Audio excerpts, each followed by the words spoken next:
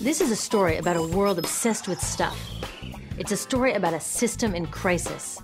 We're trashing the planet, we're trashing each other, and we're not even having fun. The good thing is that when we start to understand the system, we start to see lots of places to step in and turn these problems into solutions.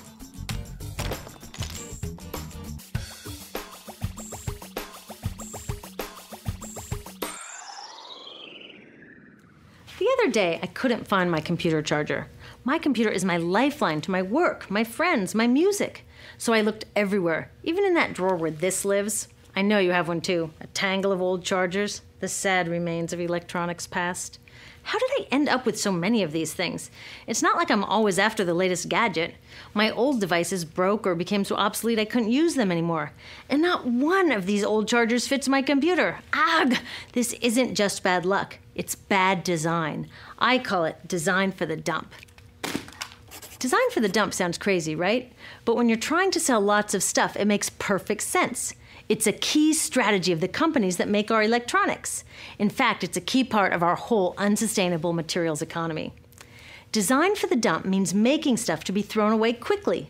Today's electronics are hard to upgrade, easy to break, and impractical to repair. My DVD player broke and I took it to a shop to get fixed. The repair guy wanted $50 just to look at it. A new one at Target cost $39. In the 1960s, Gordon Moore, the giant brain who invented the semiconductor, predicted that electronics designers could double processor speed every 18 months. So far, he's been right. This is called Moore's Law. But somehow, the bosses of these genius designers got it all twisted up. They seem to think that Moore's Law means every 18 months we have to throw out our old electronics and buy more. Problem is, the 18 months that we use these things are just a blip in their entire life cycle.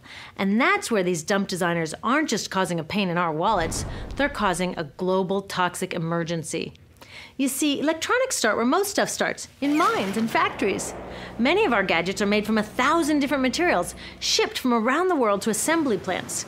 There, workers turn them into products using loads of toxic chemicals like PVC, mercury, solvents, and flame retardants. Today, this usually happens in far-off places that are hard to monitor, but it used to happen near my home in Silicon Valley, which, thanks to the electronics industry, is one of the most poisoned communities in the US. IBM's own data revealed that its workers making computer chips had 40% more miscarriages and were significantly more likely to die from blood, brain, and kidney cancer.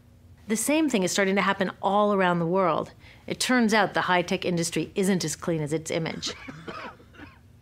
So, after its toxic trip around the globe, it lands in my hands. I love it for a year or so, and then it starts drifting further from its place of honor on my desk or in my pocket. Maybe it spends a little time in my garage before being tossed out. And that brings us to disposal, which we think of as the end of its life. But really, it's just moved on to become part of the mountains of e-waste we make every year. Remember how these devices were packed with toxic chemicals? Well, there's a simple rule of production. Toxics in, toxics out. Computers, cell phones, TVs, all this stuff is just waiting to release all their toxics when we throw them away. Some of them are slowly releasing this stuff even while we're using them. You know those fat old TVs that people are chucking for high-def flat screens?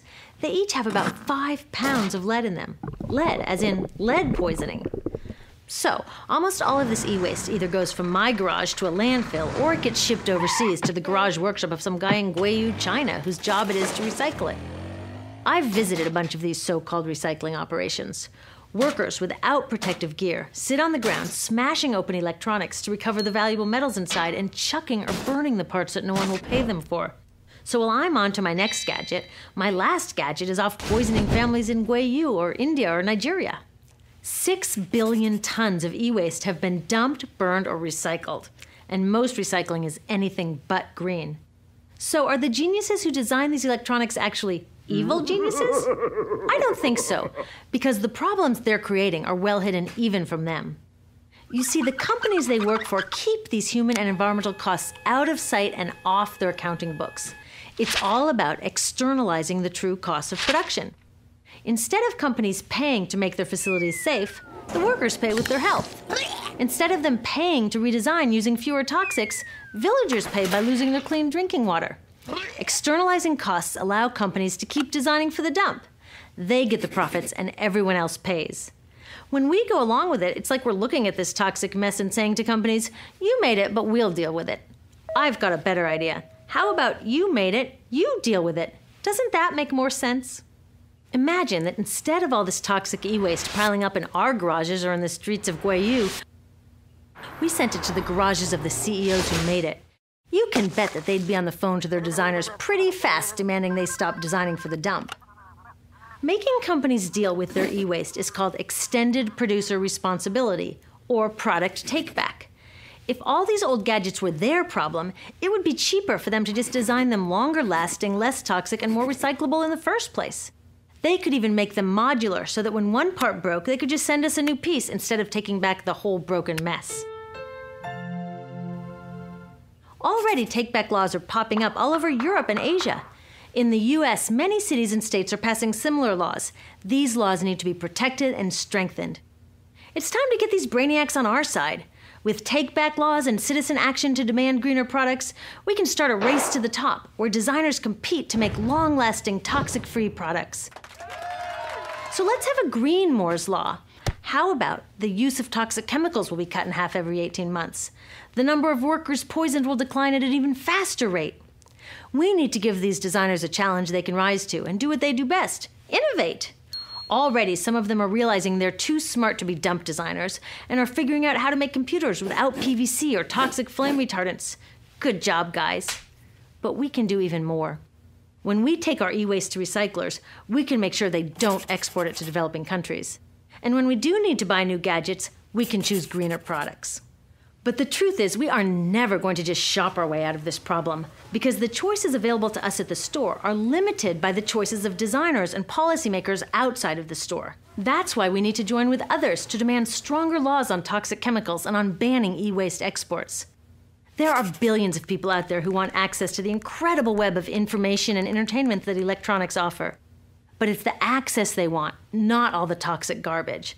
So let's get our brains working on sending that old design for the dump mentality to the dump where it belongs, and instead building an electronics industry and a global society that's designed to last.